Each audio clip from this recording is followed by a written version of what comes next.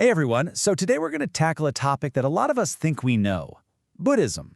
But here's the twist, we're not going to treat it like a religion you have to believe in. Instead, we're going to look at it as a kind of personal investigation, something you can check out for yourself. Okay, let's just jump right in with a challenge. If I asked you to describe Buddhism in one single sentence, what would you say? Go on, think about it for a sec. That one little question, it opens up a whole can of worms, all these common assumptions. And that's exactly what we're going to unpack today. All right, so to really get what this path is all about, we've got to first clear the deck of what it isn't. And you know what? That starts with the word Buddhism itself. So get this, the word Buddhism didn't even exist back when the teaching started. It's actually a much, much later invention. Western scholars came up with it centuries later, basically to create a tidy little label for their encyclopedias, a way to put it in a box. So if it's not really an ism, then what is it? A lot of people's first thought is, oh, it's about being a good person. Doing good, avoiding evil, being compassionate. And yeah, that's definitely in there. But is that what makes it unique?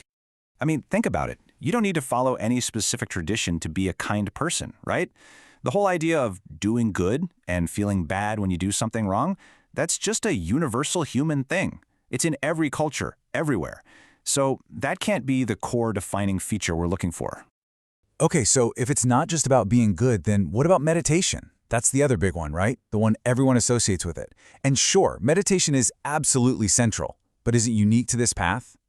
And here's the thing, pretty much every spiritual tradition on earth has some form of meditation. So this leads us to a really key point. Things like being a good person and meditating, while super important, are more like byproducts. They're not the core teaching itself. They're awesome, but you find them everywhere. So what makes this whole thing truly different? Okay, that question brings us right to the heart of it all. The core principle. You could call it the art of seeing. And the best place to start is with the title of the founder himself, the Buddha. When people would ask the founder who he was, his answer was really interesting. He didn't say, I'm a god or I'm a prophet. He didn't claim to be a savior. He just said he was Buddha. And that's not a name, it's a title from ancient Sanskrit that just means the awakened one. Awake. That one little word leads us to the absolute biggest question. If he was awake, what did he wake up to? What did he see that the rest of us who are kind of sleepwalking through our lives, what do we miss? And the answer is the bedrock for this entire practice. It's about seeing things as they truly are. So right away, you see it's not a belief system you're supposed to just accept. It's a practical, hands-on method for seeing reality, especially the reality of your own mind, clearly, without the usual filters.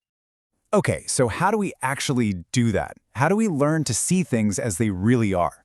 Well, the teaching says we should start with the one thing we're most obsessed with, and honestly, most confused about, ourselves. And the first place to look is our own body. Just think about this for a second. When you were born, you weighed what? Maybe 3.5 kilograms? Now look at your weight today. Where did all that extra stuff come from? It came from everything you've ever eaten, drank, and breathed. Everything you consumed from the outside. We've literally built this body by borrowing from the world around us, and then we slap a label on it and call it a permanent me. And it's not just some old philosophy. Modern science totally backs this up. Right now, as you're listening to this, about 1 million of yourselves are dying and being replaced every single second. They say that in about 7 years, you've got a completely new body. So that solid, fixed you that you feel you are, physically speaking, it's a total illusion. The physical you from 7 years ago, gone, literally. The Buddha broke the body down in this really practical way, seeing it not as one solid thing, but as a temporary team of 4 qualities. You've got the solid stuff, like skin and bones. That's the earth element. The liquid stuff, blood and whatnot. That's water. The heat, your body temperature. That's fire. And the movement, your breath. That's wind. And they all depend on each other. Take one away, like your breath, and the whole system just falls apart. Okay, but hold on. We all know you aren't just your body, right? There's this whole inner world, this whirlwind of thoughts, feelings, memories that we're even more attached to. So let's take a look at that. So the teaching actually breaks down this feeling of me into 5 interconnected processes.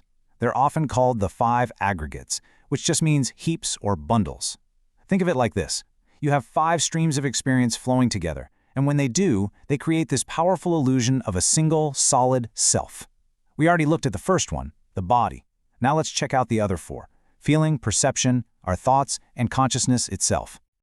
You know what? Let's do a little experiment right now with that second bundle, feeling. Super simple.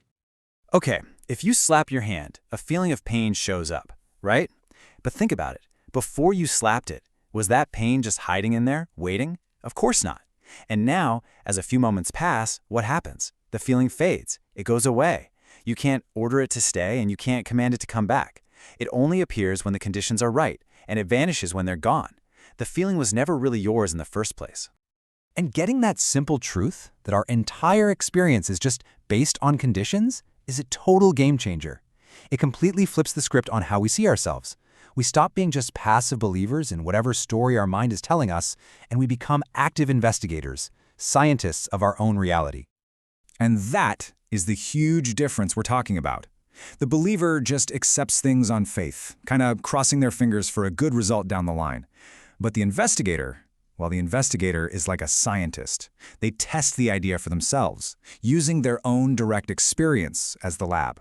They want to see the truth right here, right now. To really drive home the danger of just living on blind belief, the Buddha used this really stark analogy. He said, the chances of finding real, lasting happiness just by hoping for it, it's like the two horns on a cow. Super rare. But the chances of experiencing suffering because you're not looking at how your own mind works, that's like all the millions of hairs on that same cow's body. The odds are just not in your favor if you don't investigate. So when you boil it all down, this whole path isn't about stacking up good deeds and hoping for some reward later on. It's about training your mind to see the raw, unfiltered mechanics of your own experience. It's about understanding for yourself how stress and suffering pop up and how they fade away, right here, in this very moment. And this entire line of investigation, it leaves us staring at the ultimate question, doesn't it? If this body isn't really me, and if these thoughts and feelings that come and go aren't really mine, then who or what are you? And that's not a question with an answer you're supposed to believe. It's a question you're meant to live with and explore for yourself.